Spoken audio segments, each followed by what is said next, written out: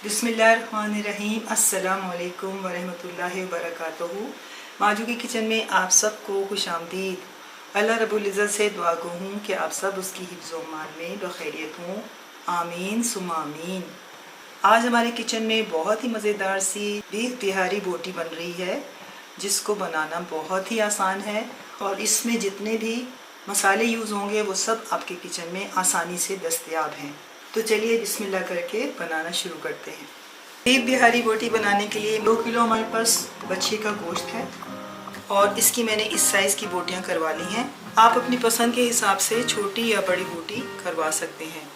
अब हम इसमें शामिल करेंगे मसाले। सबसे पहले 1 टेबलस्पून लाल मिर्च पाउडर, बिस्मिल्लाहिर्रहमानिर्रहीम। 1 टेबलस्पून ही अजवाइन,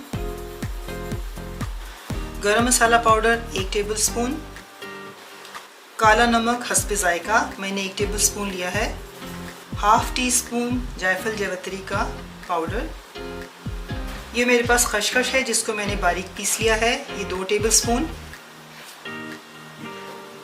कच्चा पपीता पाउडर 4 टेबलस्पून, 2 टेबलस्पून लहसुन अदरक का पेस्ट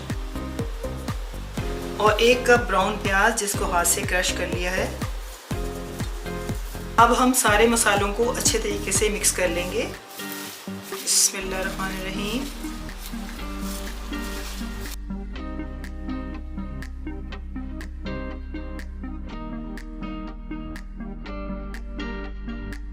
अब शामिल करेंगे 1 कप दही।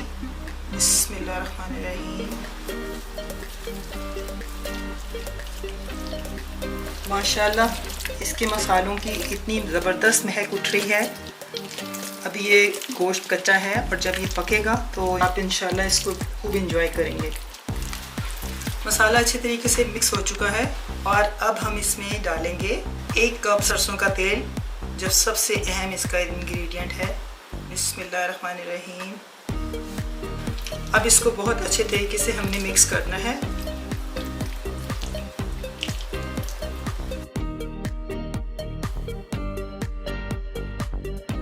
मसाला हमारे अच्छे तरीके से मिक्स हो चुका है। बीफ को कम से कम 24 घंटे तक आप ज़रूर मैरिनेट करें, वरना इसका टेस्ट जो है वो इन्हेंस नहीं होगा।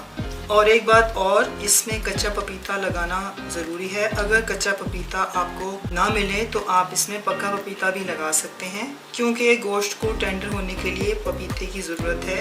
और अगर पपीता ना अवेलेबल हो तो आप फिर कचरी पाउडर भी इस्तेमाल कर सकते हैं। अब हम इसको रख देंगे ओवरनाइट मैरिनेट होने के लिए। अस्सलामुअलैकुम। बिहारी बोटी का गोश्त मैरिनेट हो चुका है। अब हम बिस्मिल्लाह करके इसको पकाना शुरू करते हैं। जैसा कि मैंने आपको बताया था कि गोश्त को मैरिनेट करने के लिए हम कच्चे पपीते का इस्तेमाल करेंगे, लेकिन बाज़ दफ़ा कच्चा पपीता अवेलेबल नहीं होता तो उस सूरत में हम पक्का पपीता भी यूज़ कर सकते हैं। लेकिन फ़र्क सिर्फ इतना होगा कि कच्चा पपीता हम 1 किलो गोश्त के हिसाब से 4 टेबलस्पून यूज़ करेंगे और पक्का पपीता 1 पूरा कप इस्तेमाल होगा। और अगर कचरी पाउडर आपने इस्तेमाल करना है तो वो 2 टेबलस्पून इस्तेमाल करेंगे। बिस्मिल्लाहिर्रहमानिर्रहीम। चूल्हे की फ्लेम हमने ऑन कर दी है।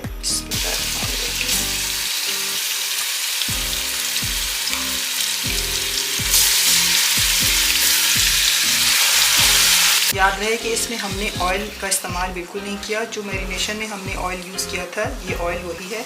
अब हम 5 मिनट तक इसे मीडियम टू हाई फ्लेम पर भून लेंगे।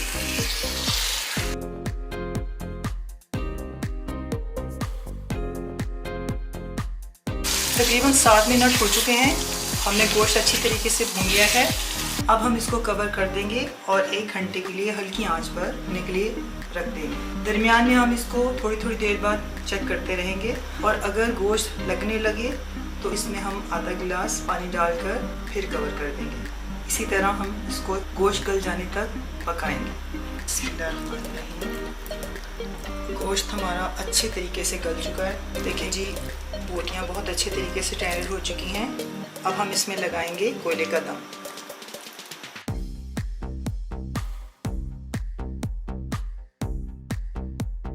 अब हम इसको 30 सेकंड के लिए दम पे रख देंगे। बिस्मिल्लाहिर्रहमानिर्रहीम। वाह माशाल्लाह। ये मेरे पास 2 लेमन थे जिनका मैंने जूस निकाल लिया है, ये अब इसमें शामिल कर देंगे। बिस्मिल्लाहिर्रहमानिर्रहीम। और इसको कर लेंगे अच्छे से मिक्स। जी मज़ेदार सी बीफ बिहारी बोटी तैयार है। अब हम इसको कर लेते हैं डिश आउट। आप इस रेसिपी को बनाएं और मुझे कमेंट करके ज़रूर बताएं कि आपको कैसी लगी। प्लीज़ वीडियो को लाइक करें, चैनल को सब्सक्राइब करें, फैमिली और फ्रेंड्स में शेयर करें और मुझे दें इजाज़त इस दुआ के साथ कि जहाँ भी रहें शाद रहें, आबाद रहें, मेरे साथ भी मेरे बाद भी। अल्लाह हाफ़िज़।